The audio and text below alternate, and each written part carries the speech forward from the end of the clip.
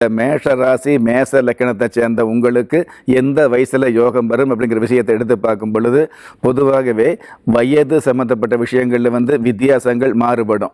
மேச ராசியை சேர்ந்த ஒருவர் பிறக்கும் போதே யோகமான நேரத்தில் பிறக்கலாம், அல்லது பிறந்ததுக்கப்புறம் 10 வருஷம் 20 வருஷம் கழிச்சு யோகம் வரலாம், அல்லது இன்னும் சில பேருக்கு பார்த்திங்கன்னா பிறக்கும்போது யோகம் இருந்து தன்னுடைய வாழ்க்கையில் முற்பகுதி முடிஞ்சு பிற்பகுதி வரும் பொழுது அது தேவையில்லாத அவயோகமாக மாறலாம். இன்னும் சில பேருக்கு காலம் போன கடைசியில் யோகம் வரலாம் அப்படிங்கிறது விதியாக இருந்துகிட்டு இருக்கும்.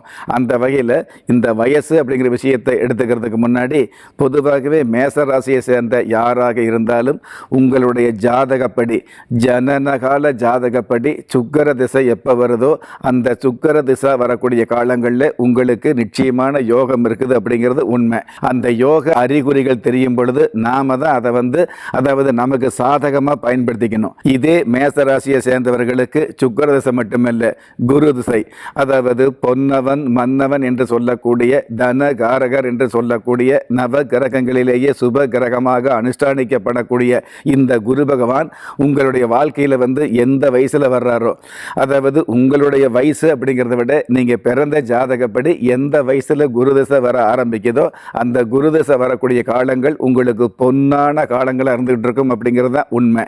மேச ராசியை பொறுத்தளவுக்கு உங்களுடைய வாழ்நாளில் சுக்கிர திசை வரக்கூடிய காலங்களில் அல்லது குரு திசை வரக்கூடிய காலங்களில் அல்லது புதன் திசை வரக்கூடிய காலங்களில் உங்களுக்கு அதிர்ஷ்டமான காலங்களாக யோகமான காலங்களாக பொன்னான காலங்களாக அமையும் அப்படிங்கிறது சாஸ்திர ரீதியான உண்மை.